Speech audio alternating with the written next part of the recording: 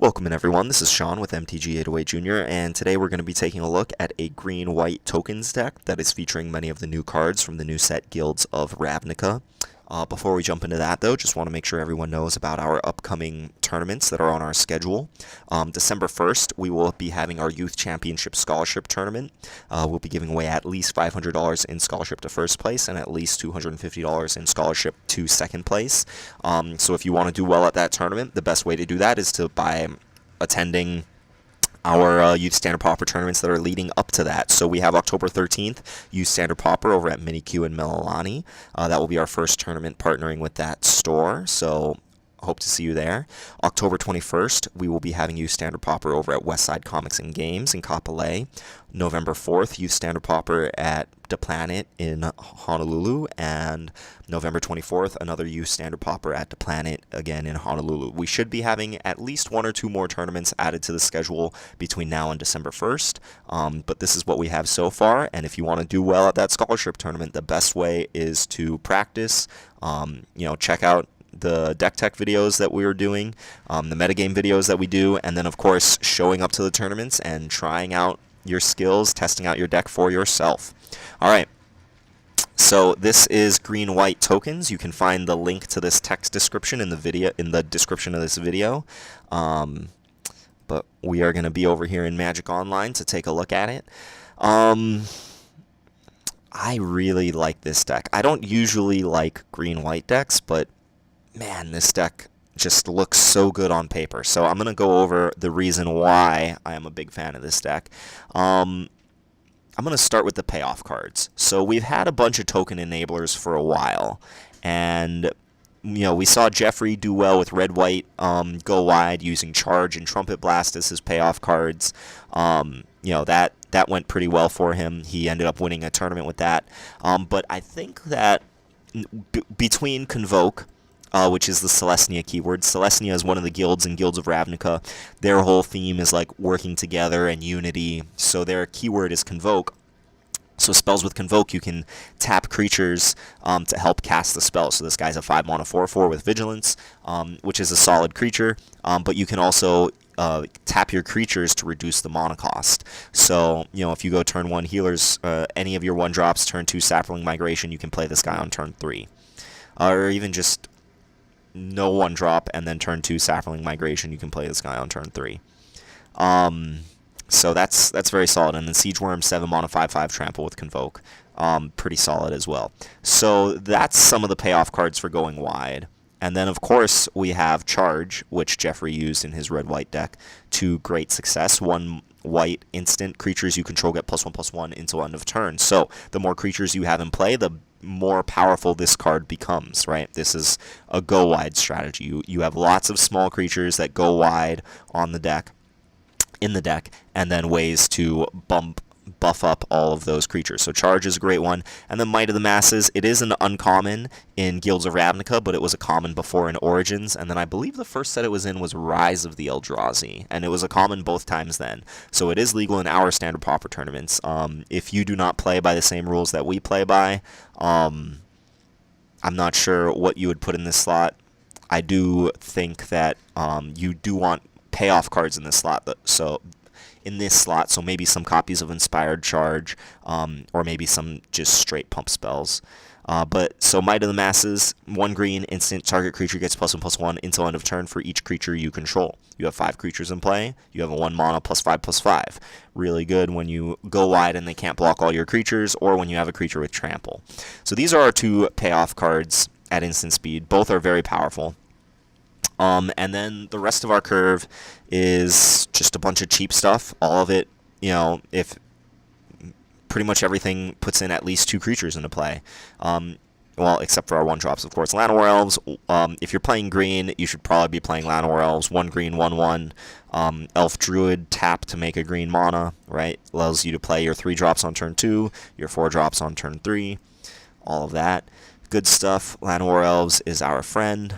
And then Healer's Hawk. This guy is the only card in the deck that doesn't really fit in with the tokens theme, but he's just so powerful, right? 1 mana, 1/1, bird, flying, lifelink. You play it on turn 1, you start bashing them, you get a 2-point life swing each time, and then, you know, when you do finally cast Might of the Masses or Charge, Healer's Hawk is going to be a great target for that. And then, of course, it is a cheap creature that will help you cast your Convoke cards as well. So, in terms of going wide, right, this guy just starts, plays to the board on turn 1, starts attacking them, and then you follow it up with your army of little dorks. Hunted Witness is the last 1-drop in the deck, 1 white for a 1/1 human. When Hunted Witness dies, create a 1/1 white soldier creature token with lifelink.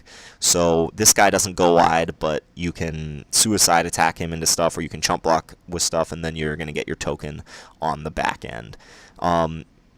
So this guy is solid. I think he's cuttable from the deck. If you want to make room for anything else in the deck, maybe some more 3-drops or something like that, I think Hunted Witness is very cuttable from the deck. Martyr of Dusk is similar to Hunted Witness, 1 white, 1 colorless for a 2/1 vampire soldier. When Martyr of Dusk dies, create a 1/1 white vampire creature token with lifelink, right? So, you know, again, just like Hunted Witness, this guy does not create a token when it comes into play, but it will create a token when it dies. And both Hunted Witness and Martyr of Dusk, those tokens have lifelink. Lifelink tokens are great targets for Might of the Masses. Alright. But if you did want to cut cards to make room to try out other things, I think this is the most flexible slot that the deck has. You can totally cut those.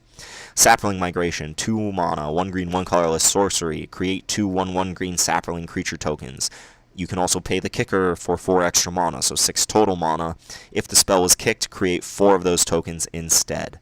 So for 6 mana, you get 4 Saprolings. For 2 mana, you get 2 Saprolings. This is a really good deal. Playing this early on turn 2 really helps you power out your Convoke creatures, and then having the ability to sink your mana into it late kind of gives the deck a little bit of protection against Mana Flood.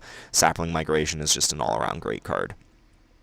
Fits right into this deck's game plan, right? With Charge, Might of the Masses, Convoke cards.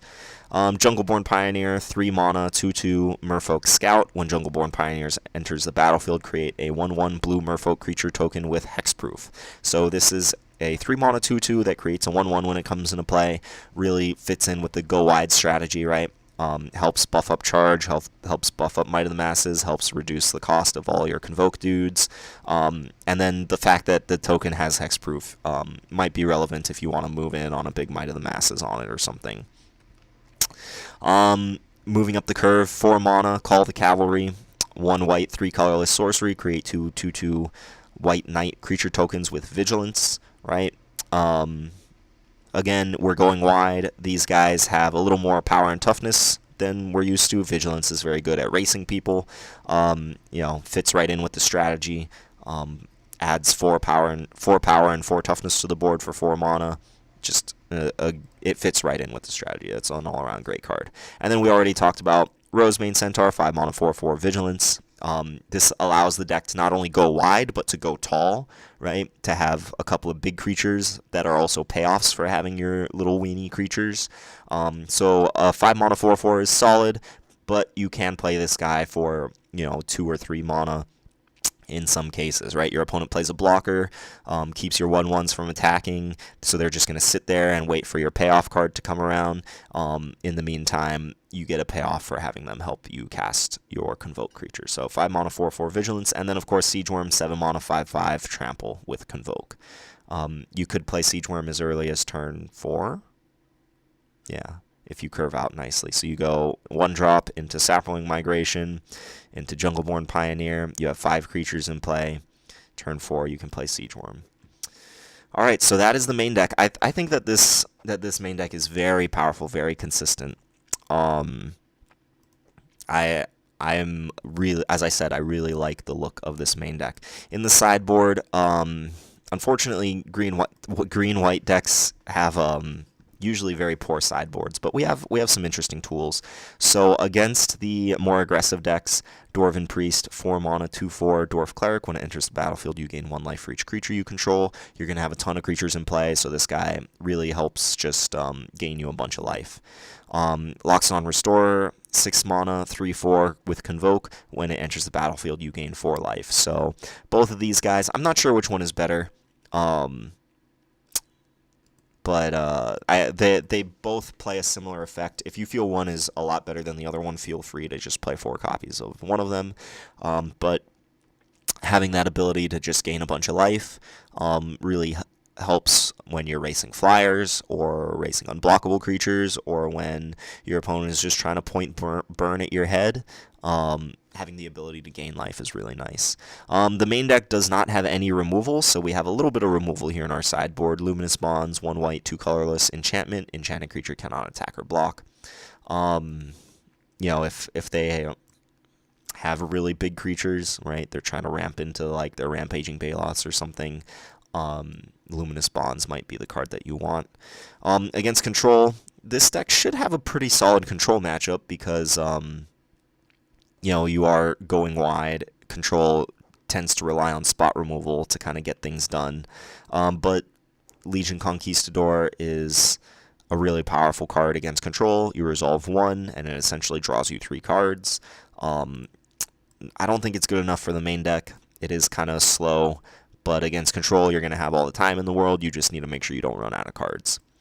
Root Snare, this might be better as just more gain life creatures, but I figured one of the ways that I could see this deck losing is to a bunch of flying creatures outracing you. I do think this deck does race reasonably well because it has so many cheap payoff cards, and it has, it deploys its army so consistently. So Root Snare might not be necessary, but it is something to keep in mind, right? The Merfolk deck might just take to the skies and outrace you, and then Root Snare will help you with that. And then last but not least, Naturalize. This one is just kind of like a catch-all against everything. If they have equipment, or if they have Luminous Bonds or something like that, Naturalize is just a good one to have. Some notable exclusions from this deck. Short Sword is not being played, although it might very well be good in this deck. If you are playing by the rules where Might of the Masses is not legal, then I would, you might want Short Sword in that slot. Some mix of Short Sword or Inspired Charge. But yeah, this is the deck. I think it's very solid. I prefer blue-black myself, so I will probably be playing the blue-black Surveil deck in the next end boss match that I am end bossing. But if I didn't have such a soft spot in my heart for blue-black, I would really consider picking this deck up. I think this deck is very solid. So let me know what you think. Thank you for stopping by. Of course, thank you for watching the videos. Hit that like button if you want to support the channel. Hit that subscribe button if you want to get all future standard Pauper content. And then, of course, if you want to support Youth Magic on Oahu more directly, please consider becoming a Patreon subscriber. You choose how much you want to donate each month, and then each month you will be supporting the tournaments that we run, especially the scholarship tournaments. We would not be able to host those and provide such great opportunities for the students here on Oahu without the support of our lovely Patreon. So please consider stopping by if you want to support what we do. Thank you for tuning in, and I will catch you next time. Peace.